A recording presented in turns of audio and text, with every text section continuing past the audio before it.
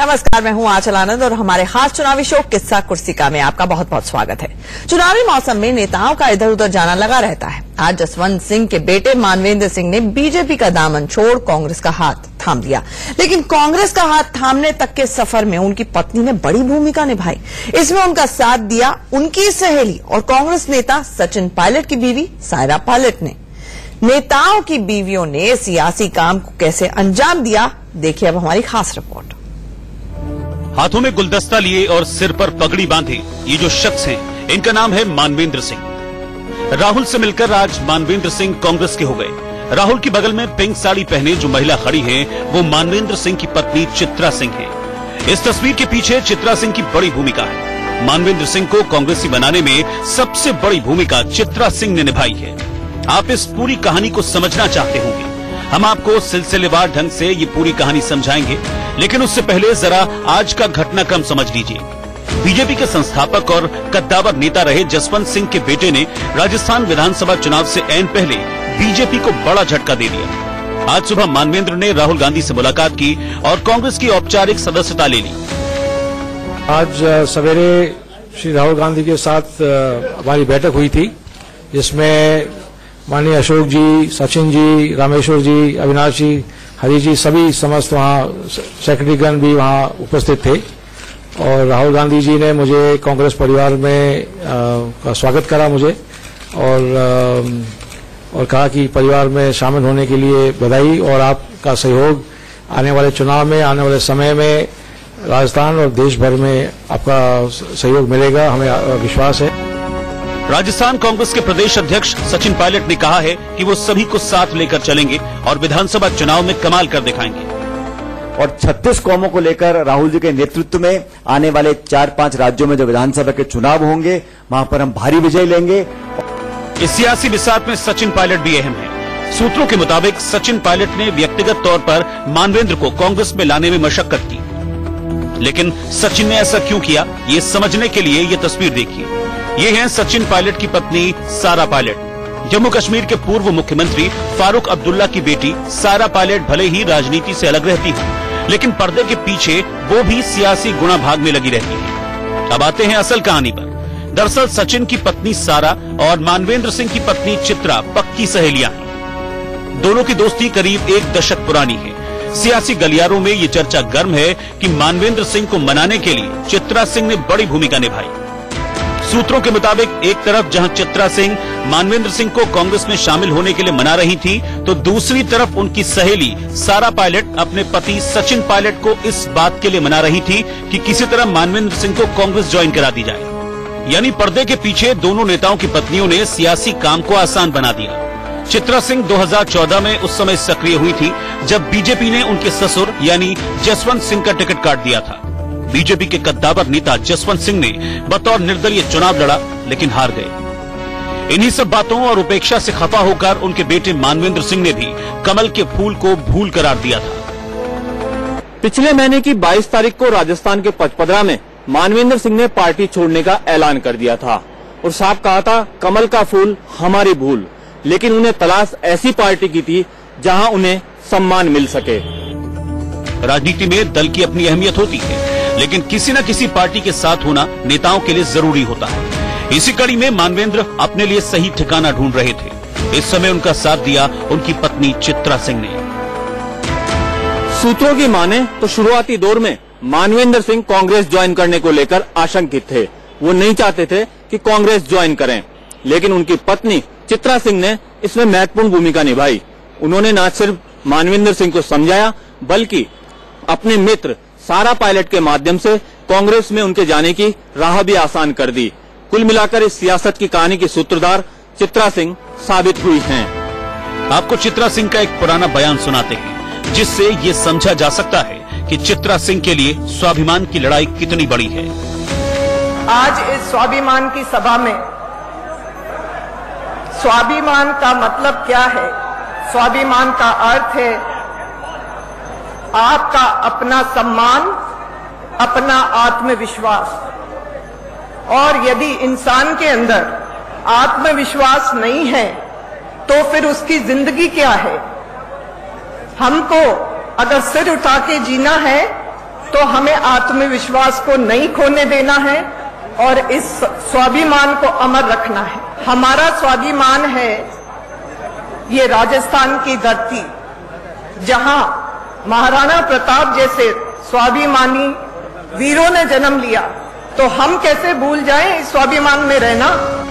यानी चित्रा सिंह स्वाभिमान से कोई समझौता नहीं करना चाहती थी। ज्यादातर समय घूंघट में रहने वाली चित्रा सिंह राजस्थान की राजनीति में जबरदस्त रूप से सक्रिय है। बाड़मेर में राजस्थान की मुख्यमंत्री वसुंधरा राजे की गौरव यात्रा में युवाओं ने काले झंडे दिखाए थे। उस समय युवा हुंकार रैली में चित्रा सिंह ने कहा था कि सूबे की वसुंधरा सरकार को उखाड़ फेंकने का वक्त आ गया है। चित्रा सिंह आक्रामक रूप से वसुंधरा राजे की सरकार पर हमला करती रही हैं। आज राजस्थान की जनता को कुछ मिला, राजस्थान को कोई विकास नहीं मिला और आज हम ये लड़ाई लड़ रहे हैं।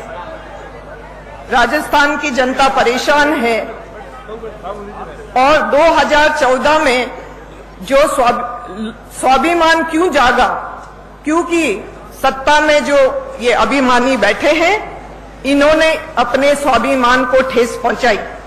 2014 में आप सबने बहुत साथ दिया, हमने स्वाभिमान की लड़ाई, लोकतांत्रिक लड़ाई लड़ी थी। तो ये समय आ गया है, इस बार फिर इस गौरव यात्रा के दौरान महारानी ने हमारे युवा, जो कि हमारे देश के भविष्य हैं, और आज उन लोगों को इस रैली से संदेश पहुंच जाएगा। हमारे लोगों को पिछले 4 साल में जो हमसे जुड़े रहे, हमारे परिवार से जुड़े रहे, कई नाम हैं, समय कम है इसलिए मैं उनके नाम नहीं ले पाऊंगी, लेकिन सब लोग यहाँ मौजूद हैं, उनको भी बड़ा परेशान किया, तो हमारा स्वाभिमान जागता रहा। हम सो रहे थे, लेकिन इसकी ललकार से हमारा स्वाभिमान जागा है। तो इस अभिमानी मुख्यमंत्री को हम दिखा देंगे कि ये 2 महीने की मेहमान है।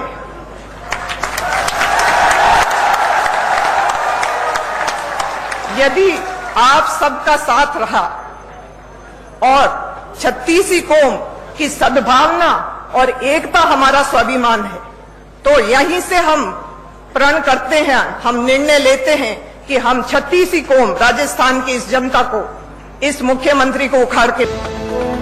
चित्रा सिंह तो वसुंधरा सरकार को राजस्थान से उखाड़ फेंकना चाहती है, लेकिन अब जब उनका परिवार कांग्रेस में शामिल हो चुका है, तो आइए आपको बताते हैं कि इससे राजस्थान की राजनीति में क्या बदलाव आएगा। कांग्रेस को उम्मीद है कि मानवेंद्र सिंह के आने से राजपूत वोट उनके पाले में आएंगे। 200 विधानसभा सीटों वाले राजस्थान में राजपूत 50 सीटों पर सीधे सीधे असर डालते हैं। मारवाड़ की 42 विधानसभा सीटों पर 11 राजपूत विधायक हैं। पिछले विधानसभा चुनाव में राजपूत और जाट समाज ने भाजपा के पक्ष में वोट डाले थे। राजस्थान में राजपूत समाज भाजपा का परंपरागत वोट बैंक रहा है, लेकिन मानवेंद्र के कांग्रेस में जाने से भाजपा को नुकसान हो सकता है। मानवेंद्र जी का जो निर्णय है कांग्रेस को ज्वाइन करने का, वो उनका एक व्यक्तिगत निर्णय है। उनके पिताजी श्री जसवंत सिंह जी ने अपना पूरा जीवन गुजार दिया इसी कांग्रेस पार्टी के साथ संघर्ष करते हुए। उन्हें जो मान सम्मान दिया गया वित्त मंत्री के रूप में, रक्षा मंत्री या विदेश मंत्री के रूप में, वो यही हमारी भारतीय जनता पार्टी ने दिया। यही नहीं, उनकी 3 पीढ़ियां कांग्रेस के खिलाफ संघर्ष करती रही। ये वही कांग्रेस पार्टी है जिसने 70 साल तक एक बार भी राजस्थान के किसी राजपूत को केंद्र में मंत्री नहीं बनाया। कई मामलों पर राजपूतों और सूबे की बीजेपी सरकार में भी मतभेद सामने आ चुके हैं। इसीलिए आने वाले विधानसभा चुनाव में मानवेंद्र सिंह बीजेपी की राह मुश्किल कर सकते हैं। किस्सा कुर्सिका में आप चुनावी राज्यों की हर खबर को समझेंगे, सियासत का गुड़ा भाग भी हम आपको बताएंगे। चलिए अब आपको ये बताते हैं कि बीएसपी सुप्रीमो मायावती मध्य प्रदेश में किस किस का खेल बिगाड़ सकती है।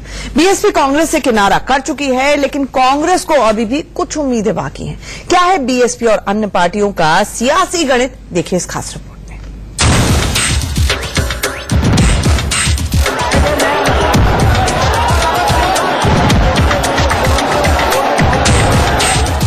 बीएसपी सुप्रीमो मायावती और कांग्रेस अध्यक्ष राहुल गांधी विपक्ष के 2 मजबूत चेहरे हैं, लेकिन दोनों की राहें अलग हो चुकी हैं।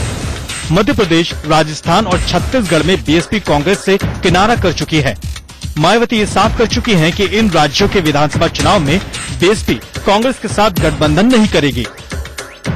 बीएसपी मूवमेंट के हित में ये फैसला किया है कि राजस्थान व मध्य प्रदेश में भी बीएसपी अकेले अपने बलबूते पर ही चुनाव लड़ेगी। मायावती भले ही गठबंधन से इनकार कर चुकी हैं, लेकिन कांग्रेस अभी भी उम्मीद लगाए हुए है। मध्य प्रदेश में कांग्रेस के चुनावी प्रचार को संभाल रखे ज्योतिरादित्य सिंधिया ने कहा है कि अभी सभी दरवाजे बंद नहीं हुए। I think it's a setback for the Congress party in Madhya Pradesh and Rajasthan, BSP and SP opting out of the alliance. We certainly would have wanted an alliance, a rainbow coalition against the BJP. But that, please remember, that coalition has to be based on certain fundamental precepts and goals between two parties. If the goals differ, then sometimes the alliance cannot be formed. But that doesn't mean that the doors are closed forever. If we decide we don't find a meeting point today, we can always sit and find a meeting point tomorrow, which could be the Lok Sabha election. विधानसभा चुनाव में मायावती बड़ी भूमिका निभा सकती हैं। यह हम क्यों कह रहे हैं? इसके लिए आपको बीएसपी का सियासी गणित समझना होगा। मध्य प्रदेश में तकरीबन 15% दलित और 21% आदिवासी मतदाता हैं। बीएसपी के सबसे मजबूत वोटर हैं। खासकर यूपी से सटी सीटों पर बीएसपी का काफी असर है। मध्य प्रदेश में 25 विधानसभा सीटें ऐसी हैं जहां बीएसपी जीत हार का फैसला करती है। आइए आपको समझाते हैं कि कांग्रेस के लिए मायावती का साथ जरूरी क्यों है। 2013 में बीएसपी ने मध्य प्रदेश की 230 विधानसभा सीटों में से 227 सीटों पर अपने उम्मीदवार उतारे थे। उस वक्त बीएसपी 6.42% मतों के साथ 4 सीटें जीतने में कामयाब रही। वहीं करीब 80 सीटों पर बीएसपी प्रत्याशियों को 10,000 से ज्यादा वोट मिले थे। वहीं 2013 के मध्य प्रदेश चुनाव में कांग्रेस को 36.79% वोट और कुल 58 सीटें मिली थीं। लेकिन बीजेपी 45.19% वोटों के साथ 165 सीट जीत लेने में कामयाब रही। सबसे हैरानी की बात यह है कि बीजेपी और कांग्रेस के बीच सिर्फ 8.4% वोट शेयर का अंतर था। यानी अगर इन सीटों पर बीएसपी और कांग्रेस मिलकर चुनाव लड़ते तो कांग्रेस को ज्यादा सीटें मिल सकती थीं। बीएसपी को चुनाव में 6-7% वोट मिलते हैं। 6-7% वोट किसी भी पार्टी का खेल बिगाड़ने के लिए काफी हैं। चुनाव में जीत हार के लिए जहां एक वोटों का महत्व है, ऐसे में 60% वोट बहुत महत्व रखते हैं। मायावती जिस पार्टी में रहती हैं, उस पार्टी का फायदा होता है। ऐसे में जानकारों का मानना है कि कांग्रेस के लिए बहन जी का साथ जरूरी है। अगर बहन जी साथ होती हैं, तो चुनाव की तस्वीर कुछ और होगी। चंबल, बुंदेलखंड और बघेलखंड के क्षेत्र में बीएसपी की अच्छी पकड़ है। अगर कांग्रेस और बीएसपी साथ हों, तो चुनावी नतीजे बदलना तय है। लेकिन फिलहाल तो इन दोनों पार्टियों की राह अलग हो चुकी है।